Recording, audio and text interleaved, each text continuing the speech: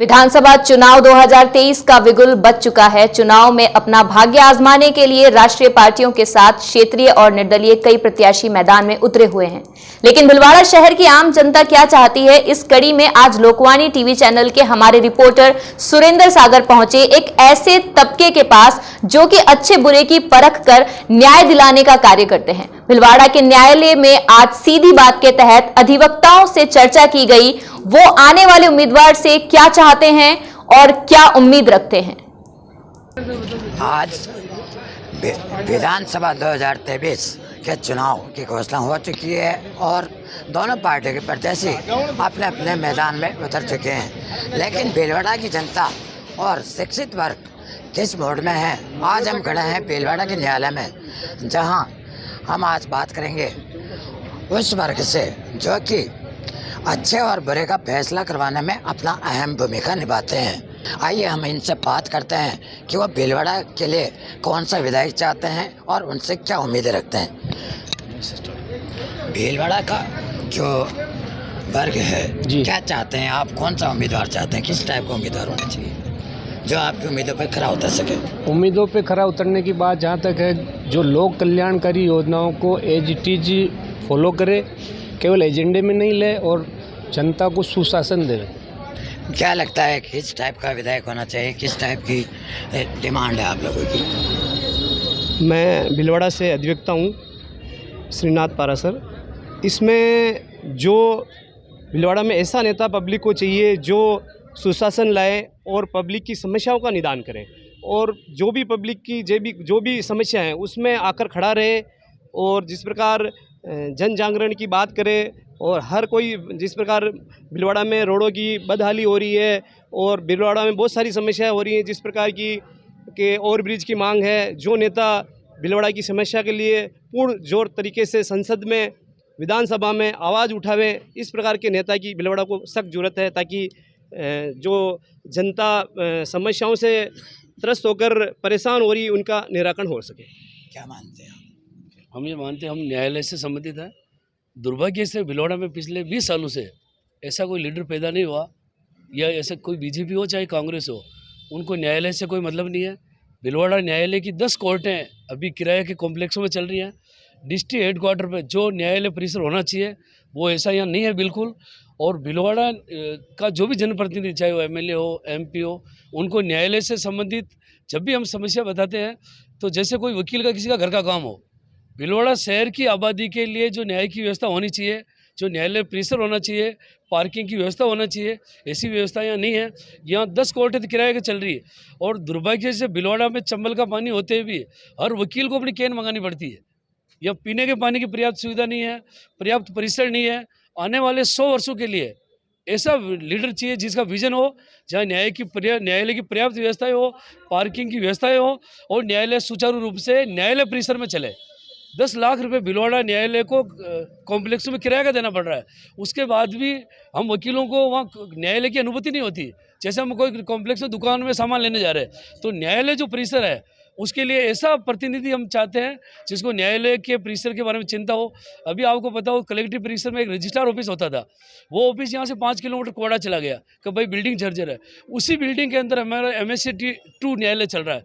तो जो building registrar के लिए खतरनाक हो सकती है वो न्यायालय के भी हो सकती है, लेकिन रजिस्ट्रार का ऑफिस वहाँ जाने से वकीलों को भी बहुत समस्याएं हो रही। बहुत से वकीलों को सर्च के लिए वहाँ जाना पड़ता है, रजिस्ट्री के लिए वहाँ जाना पड़ता। तो ऐसा चाहिए कि जहाँ मिनी सचिवालय हो, जहाँ प्रशासन की सब व्यवस्था एक साथ और पब्लिक को सुविधा हो। क्या मानते हैं आप।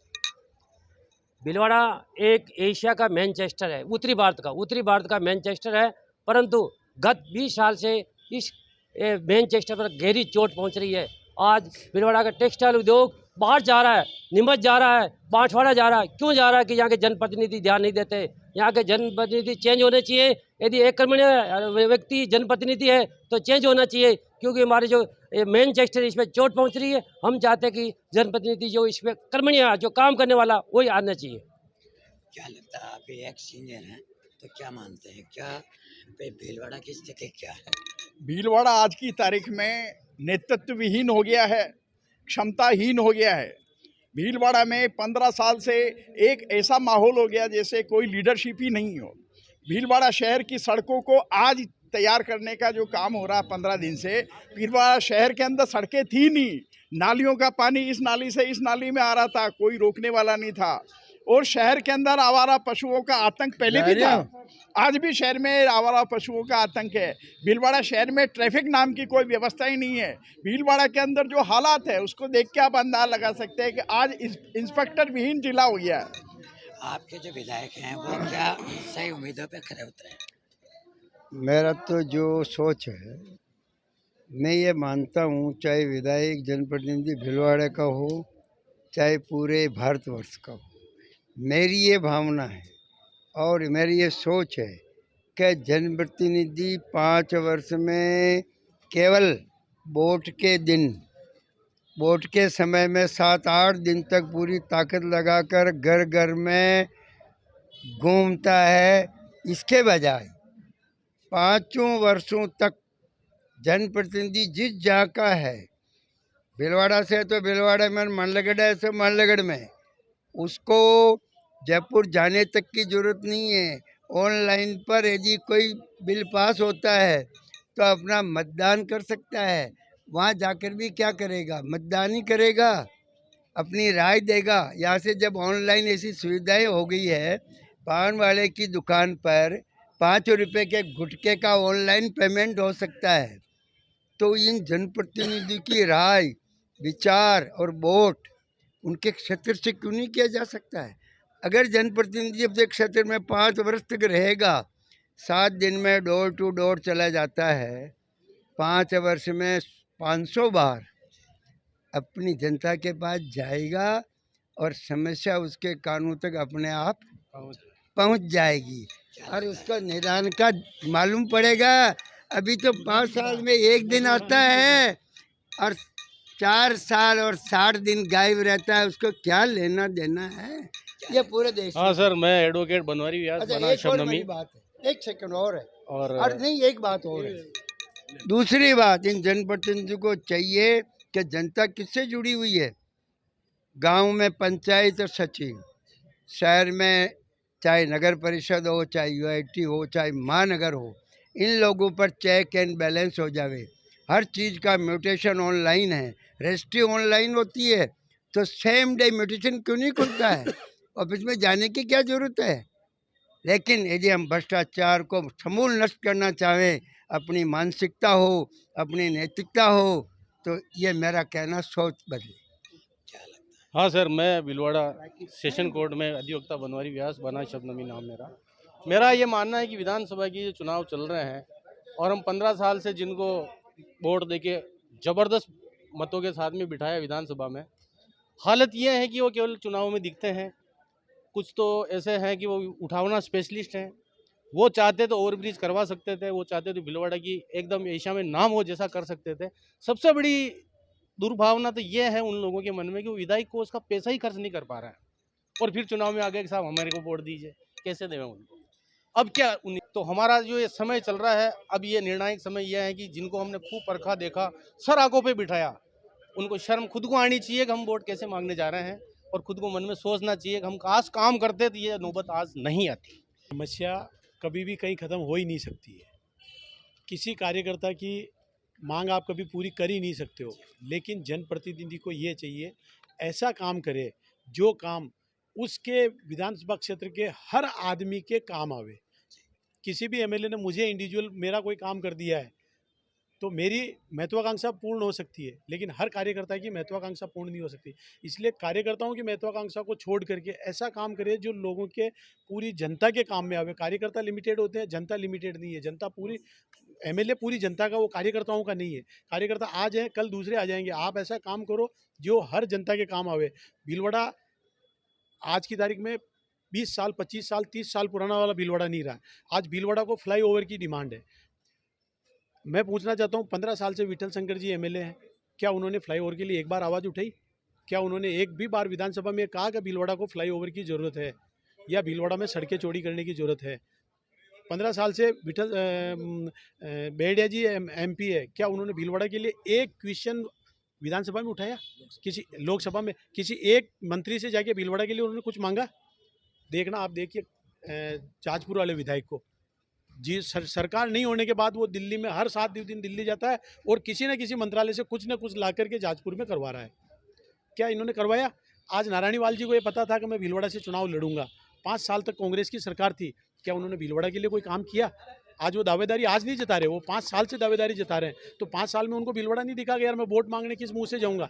जिस आदमी को निर्दलीय के रूप में 45,000 वोट दिए लोगों ने, उस आदमी का फर्ज नहीं बनता कि मैं भले ही हार गया, सरकार मेरी है, मैं सरकार में कहीं इन्वॉल्व हूँ, कांग्रेस में इन्वॉल्व हूँ, मेरी चल रही, तो मैं भीलवाड़ा के लिए कोई योजना लेके आऊँ? लाए रामलाल जी ने जितना अभी मंडल क्षेत्र के लिए किया, क्या किसी भी एमएलए ने किसी विधानसभा क्षेत्र के लिए किया? उनको नहीं दिख रही, रामलाल जी को दिख रही। मुझे दोबारा जाना है, वोट लेने हैं, जीतने हैं, तो सारा यूआईटी का पैसा वो पेरा फेरी में ले जाके लगा दिया। 30-30 करोड़ के हॉस्पिटल बना दिए, 6-6 करोड़ के हॉस्पिटल बना दिए। क्या भीलवाड़ा में जो एमएलए चुनाव के लिए खड़ा हो रहा है या भीलवाड़ा से जो खड़ा हुआ उसको नहीं दिख रहा है कि भले हो सकता है उसको लोगों ने हरा दिया, लेकिन आज 18,000 लोगों ने तो उसको चुना है, 45,000 लोगों ने तो उसको वोट दिया। उनकी महत्वाकांक्षा को या उनके आकांक्षाओं को ध्यान में रखते हुए उन्होंने कभी भीलवाड़ा के लिए काम करने की कोशिश की? नहीं की। एमएलए उस आना चाहिए। भीलवाड़ा मैनचेस्टर के नाम से जाना जाता है, तो क्या समस्याएं हैं उद्योगपतियों के सामने, क्या समस्याएं आ रही है? देखिए, उद्योगपतियों की जो समस्या है, आप चाहे किसी की भी समस्या हो, आप में इच्छा शक्ति होगी उसे दूर करने की, तो आप कर पाओगे।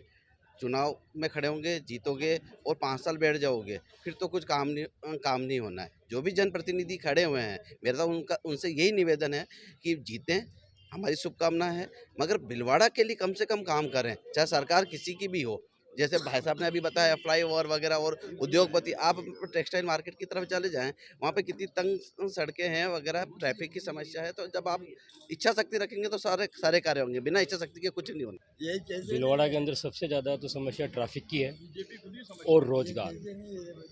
अगर जब तक रोज़गार नहीं है तो बहुत से बेरोज़गार ऐसे घूम रहे हैं। विठल शंकर जी अवस्थी 15 साल तक रहे, ना तो रोज़गार की बात हुई है, और जब तक ये फ्लाईओवर नहीं बन जाता, ट्रैफिक की व्यवस्था से निजात नहीं दिलाएंगे तो कोई मतलब नहीं, कोई जनप्रतिनिधि का कोई महत्व नहीं। Thank you. क्योंकि जो अपेक्षाएं उनसे थी कि वो जिस तरह से काम करेंगे लोगों की और जनता की जो अपेक्षाएं थी वो उस पर खरे नहीं उतरे हैं।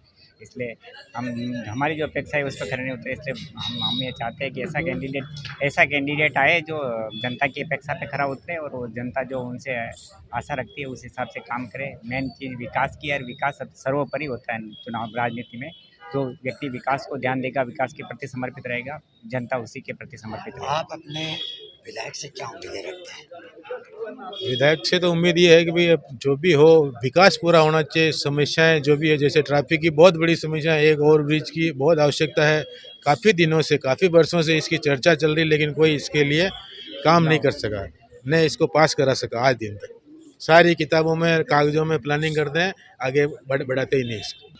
भीलवाड़ा के न्यायालय में खड़े थे, जहाँ पर ऐसे वर्ग से हमने चर्चा की जो कि न्याय के लिए अच्छे और बुरे का फैसला करवाते हैं, और आज बड़ा विधायक को लेकर अपनी राय व्यक्त की है, जहाँ उनका केवल ये कहना है कि वो ऐसा व्यक्ति हो जो केवल विकास के ऊपर ध्यान दे और भीलवाड़ा को सही दिशा में ले जा सके।